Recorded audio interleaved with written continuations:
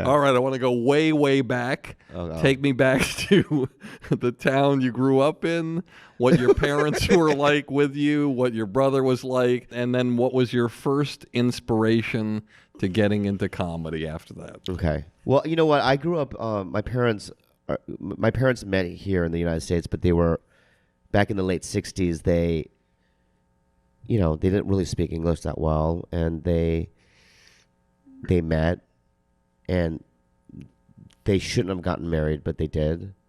My dad he's an alcoholic. My dad was very abusive. My dad was scary growing up. He didn't go to school. He was a street kid in Seoul. Like, if he would like mug people, or he was like a hustler, my dad. But when he came to America, he became he had 3 jobs right away. He had UPS. He worked at like an ice cream store, and that's all he did was work. And he met my mom, and then my mom left. He was stalking her. She moved to Wisconsin to get away from him, and he followed her to Wisconsin, and he found her house, and he bought steak, like a fresh piece of meat, and he goes, "I love you," you know what I mean? Here's some meat, and I guess it, you know what I mean, melted her heart away, because, they started, so then they had me, and I'm gonna have to try that. yeah, meat works every time. And so they had a clothing store called Fashion Gal. It was just a chain of clothing stores. My parents and my uncles, they had 75 of them, a lot. 75 stores. Yeah, across the country. Wait, and so when did their first store open? Probably in the 70s sometime. Now, Fashion Gale or Fashion They're all Gal? closed. Fashion Gal or Gal, G-A-L. So all for women. Yeah. Okay. Hence the name. Sorry. And so, how old were you when they opened the first store, or were you already? I was a kid. I don't know. But that's an amazing accomplishment for a guy who's an alcoholic who's struggling to open up. He's Korean. What does that mean?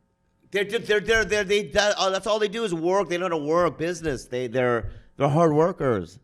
My dad. Then what happened to you? I don't. That's what I'm saying. You don't work hard. I know. You're Korean. I know, because I wasn't raised in that culture, right? I'm an American. I think that it's a cultural thing, not in the DNA or genes, or I think it's, Koreans use their success and the success of their children as trophies to show off in front of their other, relatives or friends and whatnot. But and I was born into the world, and I was a nightmare. I've always have been. I grew up. I woke up. And I just lit things on fire. My brother and I were just terrors. But you know what? We were living in. My parents lived in Minnesota at the time when I was a kid. So you grew up in Minnesota? Well, I was born in San Diego, and then they moved to Minnesota, and I lived there for like 10 years. But those were dark years, man. At like 2, 3 in the morning, my mom runs into the room, and she opens her mouth, and she has a tooth missing. My dad punched it out, right? And then I remember, like, my brother and my mom trying to barricade the door so my dad wouldn't get in. And how old were you then? I don't know, 7. How do you recover from that? Oh, you do. You recover. You live. And...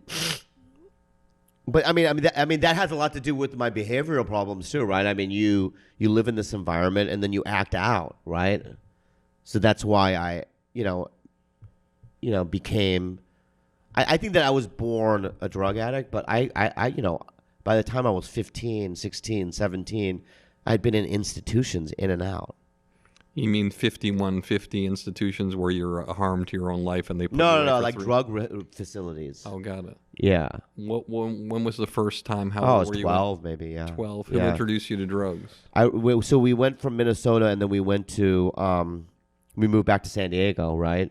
When I was like 11 or whatever, 10, 11, and this kid had a skateboard, and I remember him flip it over, and he had like marijuana. and he was rolling a joint, and I walked across the street, and I go, "Can I have some?" And my dad was such an alcoholic that we had a garage that my mom would fill. It was like a liquor store.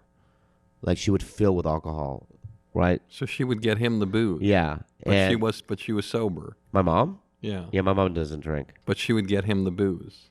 Yeah. Even though he punched her in the face. Yeah. When she was. Yeah. Have you ever asked her why she did that? No. It's, I mean, So you never.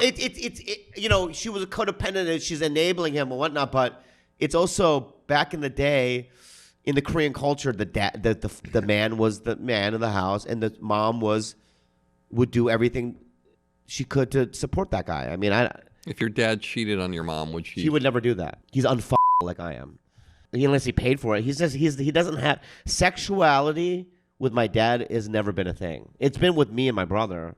We're up sexually. But like sexuality has never been a thing. As far as I see it, my dad doesn't have a dick. I've never seen it.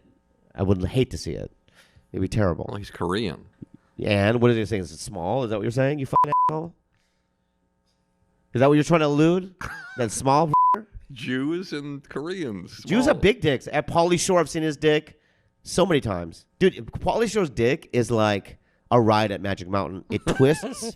It twists, right? There's a loop, right? It goes backwards. You can go on backwards, right? People wait in line to get on it. It's like... So he shows you his curved penis. Oh, my God. He used to lay it on my head when I used to go on tour with him. Just like this. And I would sleep with his dick on my forehead like this. I didn't know Pauly Shore had a large... Oh, man. Every Jew that I know has one like that. Sorry to disappoint you. No, Barry, come Always on, man. takes Your one. dick is probably girthy and nice. As Lenny Clark would say... Yeah. I'm not hurting the national average, but I'm not knocking walls down with this thing. yeah, that's you. And then I just became really just in my middle school and in early high school days, I was just a drug fiend. My parents, I stole like 15 grand from their safe through a couple of years. And they never knew it. They never knew it, yeah. I was able to like support myself as a drug addict because my parents were doing very well at the time, their business, and since they were always working, they were never really around. How much money was in the safe? Oh, thousands and thousands. And so you were methodical. You knew I'm going to take a little bit so it won't be noticed. What did you take each time? 100, 150, 200, but they never noticed. Do they know about that now? Oh yeah, I've paid them back. But yeah, thousands. And your brother too? No, my brother at the time was a Christian. He was a wrestling star on the wrestling team, and he got straight A's. My brother only became a fucking crazy person in his 20s. Where he was just a dropout, right? But dropped out of high school or college? He graduated like 8 years. He went to college or whatever. He graduated, but you go to college? No. What happened with me was this. I believe that everything happens for a reason. I do. I believe that I just, put one foot in front of the other and then things just unfold the way it's supposed to. You always have to take action, right? Like if you want to be a stand-up, you have to do it, right? But other than that, I don't really worry much about anything else, really. So what happened for me was my parents kept throwing me into these institutions, and then when I was 17, I went to this place called the McDonald Center. I was in my junior year in high school. And it was in La Jolla. So when I went to the McDonald Center, it was like a 60-day lockdown facility where you had to wear pajamas and stuff. I met a bunch of kids from La Jolla that were going through treatment with me. And then so when I got sober, I met all these guys so I would go to AA meetings in that area. What else is at the comedy? The Comedy Store's in La Jolla. One of them, yeah. But that's my connection to La Jolla, right? Was originally going through rehab there.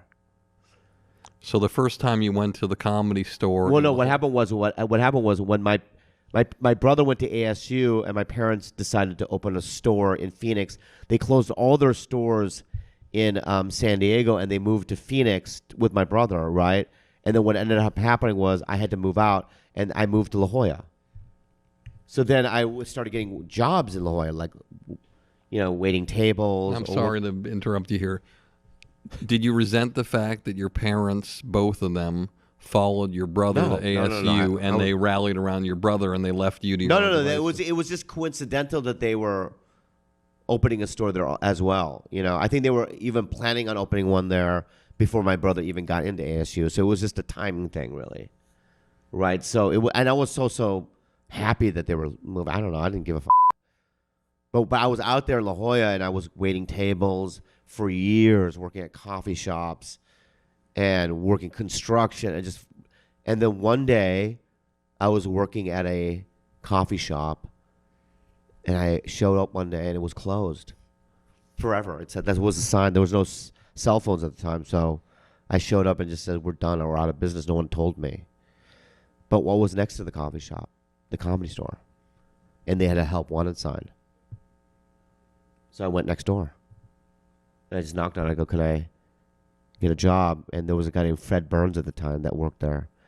And he was a comic. He was paraplegic. He had spinal bifida. He walked with the Canadian crutches, the metal ones that have the... How do you know that? Because I know what crutches spinal bifida people. Yeah. He did have that. That was my profession before I got into Whoa.